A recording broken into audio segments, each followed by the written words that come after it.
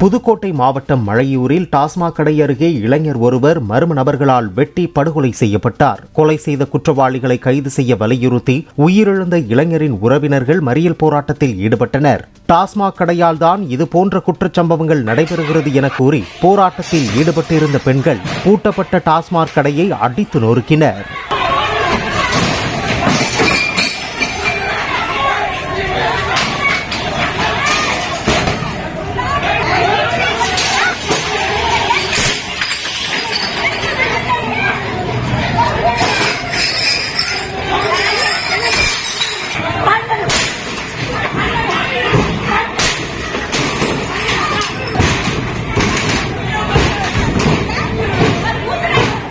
பதற்றமான சூழல் நிலவியதால் ஏராளமான போலீசார் அப்பகுதியில் குவிக்கப்பட்டனர். போராட்டத்தில் ஈடுபட்ட மக்களுடன் போலீசார் சமாதான பேச்சுவார்த்தை நடத்தினர். கொலையாளிகளை பிடிக்க மாவட்ட காவல் கண்காணிப்பாளர் உத்தரவின் அடிப்படையில் தனிப்படை அமைக்கப்பட்டுள்ளது. பிளே ஸ்டோர் மற்றும் ஆப் ஸ்டோரில் இருந்து பாலிமர் செயலியை QR கோடு மூலம் பதிவிறக்கம் செய்யுங்கள். செய்திகளை உடனுக்குடன் பெறுங்கள்.